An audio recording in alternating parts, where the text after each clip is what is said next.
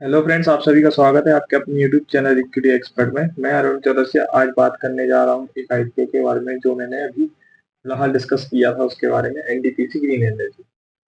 ठीक है, इसके बारे में फुल डिटेल से वीडियो बना दी है क्योंकि उसमें थोड़ा बहुत बताया गया था एनटीपीसी का। अब मैंने इसमें पूरा प्राइस बैंड और लिस्टिंग और लॉट साइज कितने की क्या है इसके पूरे बारे में कवर किया है। तो इस वीडियो को एंड तक देखें और जीएनपी के बारे में भी बात करेंगे अपन, क्योंकि अभी जीएनपी तो कम चल रहा है उसका ग्रे मार्केट प्रीमियम, लेकिन ज्यादा चांस ज्यादा है कि अच्छे प्राइस पे लिस्ट होगा एनटीपीसी का। ठीक है, और आईपीओ का पूरा फुल डिटेल फंडामेंटल्स और टेक्निकली, मतलब फंडामेंटल सभी, टेक्निकली तो आएंगे नहीं क्योंकि टेक्निकल आएंगे लिस्टिंग के बाद। तो सबसे पहले स्टार्ट करते हैं वीडियो को, चलिए लेट्स गो स्टार्ट। एनटीपीसी ना एनर्जी आईपीओ का नाम है। ठीक है, कंपनी की डिटेल देखी जाए तो आईपीओ डेट फिक्स हुआ है 19 नवंबर 2024 टू 22 नवंबर को लास्ट डेट है।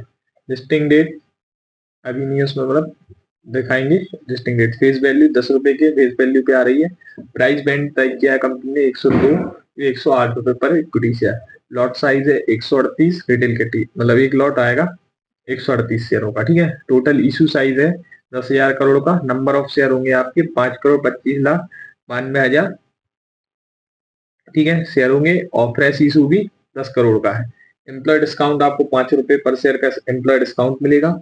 Issue type book build issue full है। एनएससी बीएससी पे दोनों पे लिस्ट होगा। शेयर होल्डिंग प्री इशू के पहले थी इतनी इतनी, और शेयर होल्डिंग पोस्ट इशू के बाद। ठीक है, बात की जाए आईपीओ ओपन हो जाएगा आपका 19 नवंबर को और क्लोज हो जाएगा आपका 22 नवंबर को। बेसिक ऑफ अलॉटमेंट आपको मिल जाएगा 25 नवंबर को। आपका पैसे रिफंड होने लगा, स्टार्ट होने जाएगा 26 नवंबर को, और शेयर आपके डीमेट अकाउंट में क्रेडिट हो जाएंगे 26 नवंबर को। और लिस्टिंग डेट आपकी वेनेसडे नवंबर 27 को ट्रेड होने लगेगा बीएसई पे। और कैटेगरी की बोली जाए तो 75% क्यूआईबी को, रिटेल कैटेगरी को 10% है और एचएनआई कैटेगरी को 15% है। ठीक है, रिटेल कैटेगरी में एक लॉट 138 शेयर का होगा, 14,904 रुपए का अमाउंट टोटल लगेगा।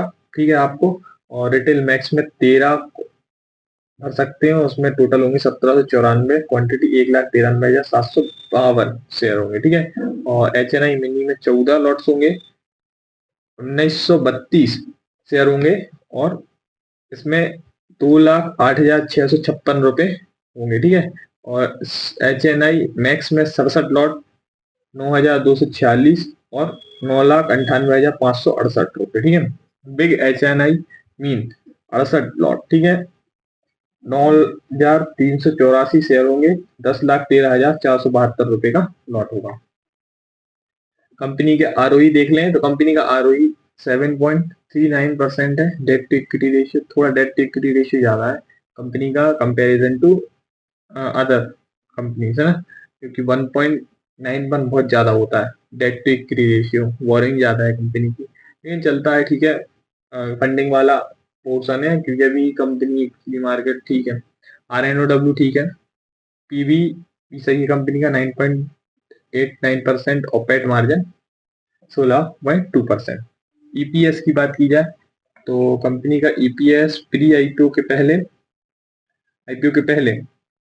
0.46 है, और फिर उसके बाद हो जाए कंपनी का ईपीएस 0.42, और पीई निकल के आया कंपनी का 200। भाई पीई ज्यादा निकल के नहीं आया, 234 के, मतलब हायर वैल्यूएशन पे कंपनी हायर वैल्यूएशन पे आई, और अगर पोस्ट होगा तो 249 पे लिस्ट होगा, मतलब कंपनी हायर वैल्यूएशन पे आ रही है। ठीक है, कंपनी का valuation higher. About the company corporate 2022 को हुई थी कंपनी, ग्रीन एनर्जी पे काम करती है और एनटीपीसी की सब्सिडरी कंपनी है। और बात की जाए, हाँ इसमें शेयर होल्डर कोटा नहीं रखा गया है इसमें। ठीक है, और इज अ रिन्यूएबल एनर्जी पे काम करती है। That is a focus on undertaking project through organic and inorganic routes. As of August 31 2024 the company had a potential capacity of 3,071 megawatt from solar project and 100 megawatt from wind project across 6 states. As of June 30, 24, the company's portfolio consisted of 14,696 megawatt including 2,925 megawatt of operating project and 11,771 megawatt of contracted contracted contracted. ठीक है, about वाले में। ठीक है, financially देखा जाए company के बारे में तो कंपनी का जो मार्जिन है, बात की जाए, रेवेन्यू इंक्रीज हुआ है 1000% से, एक रफली 1000 ले ले रहा है, और पैट टू ग्रॉस मार्जिन 101 है, मतलब ऑलमोस्ट 100% डबल हुआ है। ठीक है, फाइनेंशियली है। और बात की जाए कंपनी के ऑब्जेक्टिव इशू, तो वही इन्वेस्टमेंट और wholly owned subsidiary NTPC renewable energy limited, और रीपेमेंट करना उनको, कुछ बोरोइंग हुई हो और रीपेमेंट होना, full part of a certain outstanding borrowing available in NREL। ठीक है, और जनरल कॉर्पोरेट पर्पस के लिए। ठीक है, और अब बात की जाए सोलर की बात की जाए तो भाई देखो, सोलर में 6 month of ending September 2024, solar और 6 मंथ ऑफ एंडिंग। तो जो एनर्जी है ना, रेवेन्यू कहाँ से आ रहा है पूरा बताया जा रहा है इसमें। ठीक है, तो सोलर के जरिए कंपनी के पास 9,825 करोड़ रुपए का सोलर के माध्यम से आ रहा है। ठीक है, और विंड के माध्यम से 503 करोड़ का, और जे consultancy project management and supervision fee 140 crore, और other operating revenue organizing from government grants 327 crore, और इंटरेस्ट फ्रॉम कस्टमर्स 26 करोड़। ठीक है, और रेवेन्यू फ्रॉम ऑपरेशन, तो इनका टोटल ऑफ ऑपरेशनल रेवेन्यू है 10,822 करोड़ का। तो ये यहाँ से इनके पास पैसा आ रहा है। ठीक है, रेवेन्यू। बात की जाए पीएस के बारे में तो अडानी ग्रीन है और रेन्यू एनर्जी है, तो उसका फेस वैल्यू 10 है, और रेन्यू एनर्जी का 0.08%। ईपीएस 6 पॉइंट ऑफ पी, मतलब इस सेक्टर का पी हाई ही है ना, जहां तक पी हाई है इस सेक्टर का, इसीलिए क्योंकि अडानी ग्रीन भी 288, लेकिन हायर वैल्यूएशन पे है थोड़ा। अगर प्रॉफिट बुकिंग होगी, जैसे अगर आपको अलॉट हो जाए और पैसा डबल, तो मुश्किल होगा, लेकिन कुछ प्रीमियम मिलेगा, तो उस प्रीमियम को बुक करने में ही भलाई है। ठीक है, क्योंकि ज्यादा लालच करने से नहीं, क्योंकि हायर वैल्यूएशन वाले जितने भी शेयर हैं सब एट द एंड नीचे ही आते हैं। क्यों? क्योंकि वो अपनी वैल्यूएशन एक सस्टेनेबल करते हैं। कोई भी व्यक्ति, जैसे अगर 10 रुपए की चीज है, तो कोई भी व्यक्ति 20 रुपए में नहीं खरीदेगा, उसको इंतजार करेगा कि भाई वो 10 रुपए पे आए और 10 से नीचे आए, है ना। तो ऐसे ही शेयर मार्केट में होता है कि हायर वैल्यूएशन वाली कंपनी भली चाहे अच्छी है, कुछ भी हो, नई कंपनी है, नई स्टॉक मार्केट में लिस्ट होगी, तो भाई वो एट टाइम नीचे ही आएगी। थोड़ी बहुत ऊपर अपर सर्किट 1 दिन लग जाएगा, 2 दिन लग जाएगा, लेकिन एट द एंड नीचे ही आएगी, क्योंकि वो अपनी वैल्यूएशन को कंफर्ट देगी। जब तक वो वैल्यूएशन को कंफर्ट नहीं देगी, जब तक वो नीचे, मतलब ऊपर नहीं जाएगी, या तो वो एट द एंड वहीं पर रुक जाएगी और आपका पैसा बेदा रहेगा। तो इसीलिए अगर आप किसी को भी आईपीओ अलॉटेड होता है तो प्रॉफिट बुकिंग करें, और फिर प्रॉफिट बुकिंग करने के बाद ऐसा नहीं है कि आप रखे रहें उसको। हाँ, अगर आपको थोड़ा बहुत रिस्क लेना है अपने प्रीमियम पे, तो इतना प्रीमियम ले लेंगे जितना आप कैपेसिटी है, 10% 20% का प्रीमियम पे रिस्क ले लेंगे। यहाँ पे स्टॉप लॉस लगा देंगे, अगर मेरा प्रीमियम 10% घटता है तो मैं ऑटोमेटिक स्क्वायर ऑफ कर दूंगा, ऑटोमेटिक स्क्वायर ऑफ हो जाएगी आपकी क्या पोजीशन। ठीक है, तो आप ये बस ये समझे क्यों, क्योंकि हायर वैल्यूएशन वाली कंपनी एकदम नहीं भागती, क्योंकि उनकी वैल्यूएशन ही हायर है। तो हायर वैल्यूएशन वाली कंपनी एकदम कैसे रन करेंगी? ठीक है, तो लो वैल्यूएशन वाली कंपनी में एक पॉजिटिविटी होती है कि भाई इनकी वैल्यूएशन बढ़ेगी तो कोई दिक्कत नहीं आएगी, लेकिन इसकी वैल्यूएशन बढ़ी। अब आप ये बताओ, अगर आप 1 रुपए कमाने के लिए 288 रुपए देंगे, तो 36 रुपए अडानी ग्रीन बोल रहा है, क्योंकि इसकी वैल्यूएशन हाई है। ठीक है, पी ज्यादा है, तो ये गलत है ना। जैसे हाँ, रिन्यू एनर्जी ग्लोबल, इसकी वैल्यूएशन सही है, लेकिन इसकी बैलेंस शीट अभी मेरे को पता नहीं है, और ईपीएस भी सही है इसका, अर्निंग पर शेयर, और इनका अर्निंग पर शेयर भी कम है। तो अगर आपको ये अलॉटेड होता है, कंपनी सही है, एनटीपीसी की सब्सिडरी कंपनी है, और विंड बनाती है और सोलर का काम करती है ना, ग्रीन एनर्जी का पूरा काम है, तो ग्रीन एनर्जी का फोकस है, आगे विश्व है, इसीलिए मैं बोलूंगा कि इन्वेस्ट करें। लेकिन अगर लॉट होता है तो आपको प्रॉफिट बुक करना है। प्रॉफिट बुक करने के बाद फिर इंतजार करें कि वो एक स्टेबल अमाउंट पे आ जाए, ठीक है, क्योंकि पीई ज्यादा है कंपनी का, हायर पीई पे वैल्यूटेड है। जब तक पीई सेटल नहीं होता है ना, तब तक इन्वेस्ट नहीं करूंगा। जैसे बजाज हाउसिंग फाइनेंस का है, मैं नहीं कर रहा हूँ। मैं रखे हूँ कि भाई सब 100 रुपये पे आएगा, थोड़ा बहुत अच्छा लगेगा, ठीक है ना, उसका वैल्यूशन भी स्टेबल हो जाएगा, क्योंकि डबल वैल्यूशन हुई ना यार, पी डबल हो चुका था, तो मैं डबल क्यों पे करूँ, ठीक है। तो सबसे प्राइस डिपेंड नहीं करता, पी डिपेंड, फंडामेंटल्स डिपेंड करते हैं अगर आपको एक मल्टी बैगर स्टॉक ढूंढना है, ठीक है। क्यों? क्योंकि फंडामेंटल से ही शेयर ऊपर बढ़ता है। टेक्निकल और फंडामेंटल्स दोनों होते हैं, प्राइस बाद में देखा जाता है, टेक्निकल क्या बोल रहा है और फंडामेंटल्स क्या दे रहा है। अगर फंडामेंटल सही है तो फिर तो 5,000 का शेयर भी आप बाय कर लो, कोई दिक्कत नहीं है। लेकिन अगर फंडामेंटल्स में कुछ रॉन्ग है, जो फंडामेंटल्स बने हैं उनके आधार पे अगर कोई दिक्कत है तो भाई दिक्कत है ना। कंपनी वैल्यूएबल है, कंपनी में अप्लाई करना आईपीओ में। प्रीमियम कम मिलेगा, ठीक है, अगर प्रीमियम मिले तो प्रॉफिट बुक करना और अलग होगा। और यदि नहीं करना है आप लोगों को अप्लाई, तो एक काम कर सकते हैं, जिस दिन लिस्टिंग के दिन अगर देखो कि भाई बढ़ रहा है तो एक बार एंट्री लेके फिर एग्जिट हो जाना, ठीक है। ज्यादा देर तक नहीं रखना, 5-6% जितना ही बढ़े प्रीमियम लेना, निकल लेना, ठीक है। ज्यादा लॉन्ग टर्म के लिए, क्योंकि नीचे एट द एंड नीचे ही आएगा मार्केट, क्या स्टॉक, क्यों? क्योंकि हायर वैल्यूएशन पे कंपनी आ रही है, ठीक है, हायर वैल्यूएशन लेके आ रही है। और बात करते हैं अब टुडेज मार्केट, मार्केट का टुडे हाई क्या रहा, ठीक है। बात करें कि मार्केट तो फ्लैट रहा, ठीक है, पहले ऊपर गया, ठीक है, कम आपने देखा हो, अपन ट्रेडिंग व्यू खोल रहे हैं, ठीक है, ट्रेडिंग व्यू खोला अपन ने,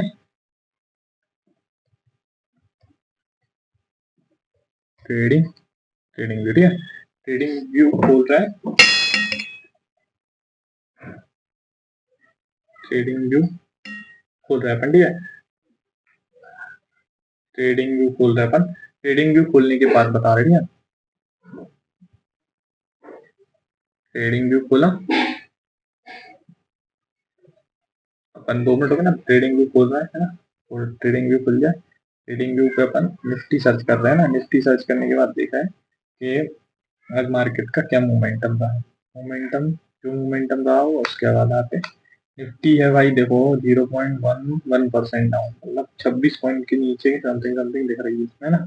और ये आज एफएमसीजी सेक्टर पूरा नीचे है ना, एफएमसीजी सेक्टर पूरा नीचे है, देख सकते हैं आप, क्योंकि महंगाई बढ़ रही है, कंजप्शन ज्यादा, मतलब रूरल और अर्बन दोनों में कम है, तो एफएमसीजी सेक्टर नीचे है, कोई दिक्कत नहीं है, जाएगा ऊपर, है ना। और रही बात गोल्ड की, तो गोल्ड भी भाई नीचे आ रहा है ना। देखिए 71-72 में मिले तो और खरीदना, क्यों? क्योंकि gold is gold, gold is gold, gold is gold. खुल जा यार, ये खुल जा सिमसिम, कंट्रोल प्लस के, निफ्टी निफ्टी निफ्टी, हाँ, निफ्टी का चार्ट लॉन्च कर रहा था, निफ्टी का चार्ट लॉन्च करिए। निफ्टी देखें कंटिन्यूसली, वीकली देख रहा था ना, वीकली चार्ट पे भी देखो आप, अभी भी कोई संकेत नहीं है इसके कि भाई बॉटम बना है, अभी भी कंटिन्यू एक एक स्ट्रॉन्ग कैंडल बनी है, ये स्ट्रॉन्ग कैंडल, जो कैंडल बनती है ना, एक स्ट्रॉन्ग कैंडल बनी है नीचे के साइड, तो यही टेबल दिख रहा है मेरे को 23,000 के समथिंग समथिंग, ये 500 पॉइंट का मूव और मिल सकता है। आज भली चाहे मार्केट क्लोज था, लेकिन आगे और मूव दिख रहे हैं कि भाई सीधा जाएगा नीचे की साइड, ठीक है, क्यों? क्योंकि अपन एक इंडिकेटर लगा के देख ले रहा है, RSI, ठीक है, RSI RSI RSI ले लेंगे, स्ट्रेंथ इंडेक्स, ठीक है, RSI लगा, RSI पहुंच गया है आपका 43 पे, कि मतलब सीधा दिखा रहा है, वीकली RSI नीचे पहुंच गया है, 43 पे आ गया, 50 के नीचे आ गया, मतलब क्या साइन दिखा रहे हैं कि मार्केट कमजोर हो रहा है। और कमजोरी क्यों आ रही है? क्योंकि FIS की सेलिंग हो रही है, अब तो रिटेल ने भी पैनिक करना स्टार्ट कर दिया, ठीक है। तो थोड़ा दिक्कत बनेगी जब तक, क्योंकि डॉलर इंडेक्स कंटिन्यू ऊपर जाए, जब जब डॉलर इंडेक्स ऊपर जाता है ना तब तब पैनिक आती है। क्यों आता है? क्योंकि अब अमेरिका मजबूत होगा, ठीक है, और इंडियन कंपनी को भी दिक्कत करेगा, सारा टैरिफ लगाएगा, कहीं के टैक्स लगाएगा, फंडिंग रोकेगा, बहुत बहुत सारी चीजें करेगा, क्योंकि ट्रम्प है, ट्रम्प सन की आदमी है ना, सन की आदमी है तो दिक्कत करेगा। तो ये जितनी भी चीज मैंने बोली है आईपीओ के बारे में या कोई भी इन्वेस्टमेंट की, रिकमेंडेशन नहीं है, ये तो मेरा पॉइंट ऑफ व्यू है जो मैं आपके सामने रखा हूँ। ठीक है, पहले आप अपने फाइनेंशियली फुल तरीके से डिटेल ले लें, रिसर्च करा लें, उसके बाद आप कुछ बोलें क्या डिसीजन।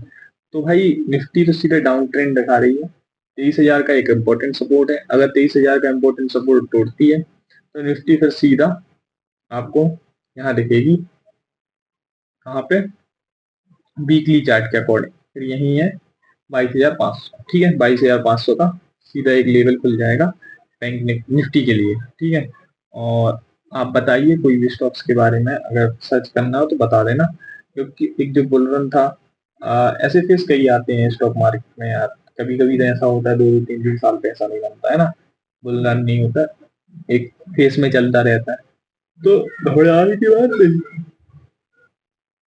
जो लॉन्ग टर्म इन्वेस्टर है ना वो बाय करें, अच्छे शेयर देखें क्वालिटी के, आपको कौन से स्टॉक है, क्योंकि हर स्टॉक अभी कम से कम 50 तो 50 टू 30% के समथिंग समथिंग करेक्ट हो चुके हैं ऑल टाइम हाई से, अपने हाई से। और जब मार्केट ऊपर जा रहा है तो सब लोग बोल रहे थे भाई करेक्ट हो जाए, करेक्ट हो जाए, लेकिन अब करेक्ट हो रहे हैं तो आदमी खरीद नहीं रहा। जो व्यक्ति नीचे आया, क्योंकि देखो एकदम बॉटम पे कोई नहीं खरीद सकता, आपको थोड़ा बहुत लॉस देखना पड़ेगा। ठीक है, तो यही है सही स्ट्रेटेजी आपको, लेकिन थोड़ा थोड़ा एवरेज करें। जैसे आपके पास 1 लाख रुपीज है तो अभी 10,000 डालें, 10,000 डालें, 2 स्टॉक्स में 10,000 डालना, ठीक है, जो आपको अच्छे लग रहे हैं। फिर 18,000 बचे आपके, फिर 80,000 से अगर वो थोड़ा और नीचे जाए तो उनको एवरेज करें, और कहीं देखें नई बाइंग अपॉर्चुनिटी बन रही है तो वहां बाय करें। और सबसे पहले तो अपना एलोकेशन गोल्ड में 70% रखें, तो 30% ही पैसा अपना, 70% क्यों बोल रहा हूँ, क्योंकि आपका 70% पैसा सेव रहेगा और 30% के पैसे से आप रिस्क ले सकते हैं। रिस्क लेने में 30% में कोई दिक्कत नहीं है ना। Thank you so much, that's all, that's all solution for me. Please comment in this video. So आप बताइए कि वीडियो कैसी लगी और कमेंट करके बताइए, ठीक है, क्यों, क्योंकि मैं इम्प्रूव करूंगा अपनी फाइनेंशियली जर्नी, और कम्युनिकेशन भी सही करूंगा।